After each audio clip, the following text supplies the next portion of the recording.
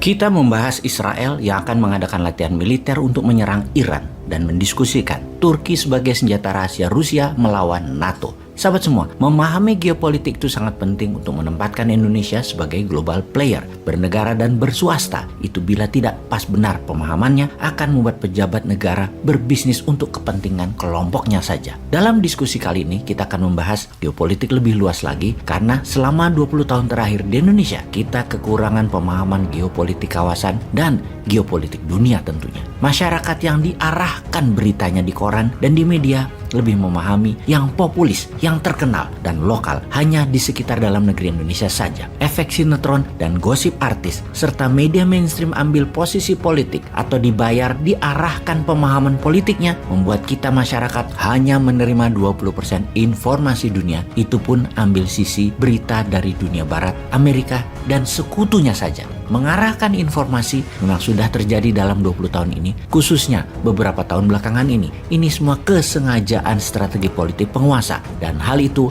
wajar. Misalnya, kita masuk sebentar ke dalam negeri. Tentang 2 tahun lagi kekuasaan akan pindah tangan. Maka pejabat saat ini, penguasa saat ini sudah mulai mengarahkan dukungannya ke Ganjar dan Erik sebagai pasangan 1 dan 2 di tahun 2024. Secara populis, Pak Ganjar cukup mumpuni. Secara finance, Erik cukup mumpuni. Dan hal ini penting untuk mengawal kesuksesan politik 8 tahun menjabat selama ini. Sekali lagi, hal ini baik dan wajar. Secara partai merah gerah walaupun mendukung ucapan ojo ke susu atau jangan buru-buru memberi dukungan. Namun dalam hati partai merah, jagoan gue Mbak Puan kok nggak didukung? Pastinya dalam hati partai merah ngerendeng, ngomel. Jadi walaupun partai merah mendukung secara kata-kata itu yesterday, kalau future ke depan partai merah dalam hatinya sudah punya jagoan, Mbak Puan. Kegiatan pejabat bersafari politik mendukung Ganjar Erik kemarin membuat ketidaknyamanan panjang ke depannya di partai merah. Di sisi merah ada juga sekarang yang akhirnya realistis, mending pasang Anies Puan daripada Prabowo Puan. Nah loh,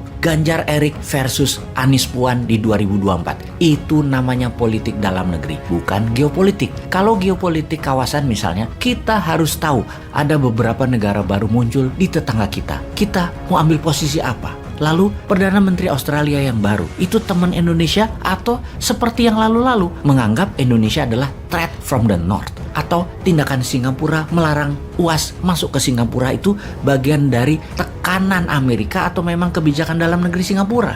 Nah, hal seperti ini penting untuk difahami bagi Indonesia sebagai langkah geopolitik kawasan agar tidak dikendalikan negara lain. Memahami geopolitik kawasan dan dunia, semua itu penting di dalam membuat Indonesia kelak menjadi negara superpower di tahun 2045. Atau hanya membuat Indonesia jadi negara pasar untuk membeli produk-produk hasil negara lain. Atau juga hanya jadi negara penyuplai bahan baku mentah seperti selama ini. Indeks manufaktur dan produksi industri hampir dikatakan tidak tumbuh. Hasil tambang, pertanian, dan perikanan kalau tidak diolah sebagai bahan jadi atau bahan setengah jadi, ya tidak ada nilai tambahnya.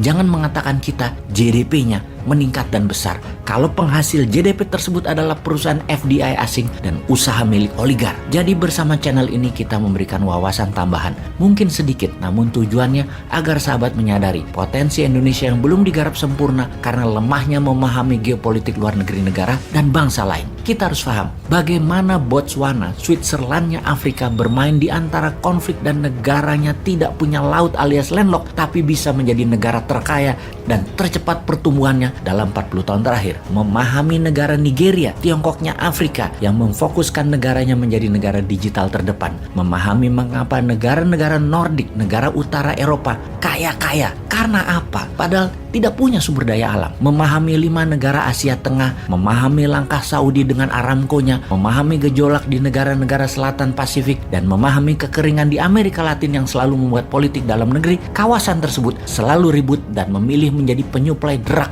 obat-obatan terlarang seperti dilakukan juga oleh Thailand, Tiongkok, Myanmar, dan Afghanistan juga. Ketika Iran dalam beberapa bulan ini meningkatkan bantuan senjata ke Hamas di Palestina dan Hizbullah di Lebanon, maka Israel mulai menjadi agresif. Israel adalah negara kecil dengan wilayah hanya sebesar Pulau Madura, dikelilingi 18 negara musuhnya secara ideologi. Maka untuk terus hidup, Israel menggandeng Amerika dan Inggris selalu di belakang mereka. Jadi tidak heran di kawasan Timur Tengah tersebut Amerika dan Inggris selalu bercokol dengan dalil kendali atas minyak bumi dan gas alam. Memang secara dagang Amerika lah yang mengontrol 70% minyak bumi di dunia ini. Saudi, Irak, Kuwait, Qatar, Emirat misalnya adalah negara penghasil, namun menjualnya urusan Amerika, mendistribusikannya urusan Amerika, kapal tankernya urusan Amerika, tangki-tangkinya urusan Amerika, teknologinya urusan Amerika. Di luar Amerika, saat ini mungkin hanya Rusia yang memahami minyak dan gas secara teknologi dan secara distribusi. Rusia ada di Iran, Rusia ada di Turki, Rusia ada di Tiongkok, Rusia ada di negara Asia Timur seperti di Uzbekistan, Kyrgyzstan, Azerbaijan, dan lain sebagainya untuk minyak dan gas bumi sebagai perusahaan teknologi dan mitra usaha. Kembali ke Israel, negara kecil yang dikelilingi musuh tersebut, kalau ditanya siapa Israel enemy number one, maka pasti jawabannya adalah Iran. Secara teritori, Iran-Israel tidak ada perselisihan teritori, tidak ada perselisihan wilayah karena tidak menempel negaranya. Permusuhan Iran dan Israel adalah permusuhan ideologi. Keduanya sudah tahunan saling mengancam dan saling membunuh menggunakan operasi intelijen di banyak negara atas pejabatnya masing-masing. Bulan lalu, Ibrahim Raisi, Presiden Iran, terang-terangan mengancam Israel yang sedang menekan Palestina. Dan apa reaksi Israel kali ini? Israel mengadakan latihan perang-perangan di gurun dan menyatakan dengan jelas, latihan perang ini untuk menyerang Iran. Codename operasi Israel kali ini disebut Chariot of Fire, di mana latihan perang ini mirip dengan drill atau tindakan militer Rusia sebelum masuk Ukraina, terbesar dalam sejarah Israel karena seluruh tentaranya dan pasukan cadangan wajib militer warganya ikut simulasi perang kali ini. Apa sesungguhnya tujuan Israel? Satu, sebagai pembiasaan high level readiness, kesiapan perang level tingkat tinggi.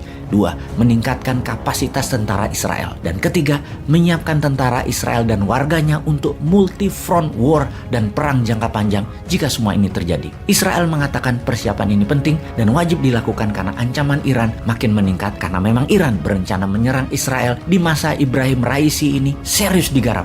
Di mana jelas Raisi mengatakan Iran siap menyerang Israel kapan saja Iran mau lakukan.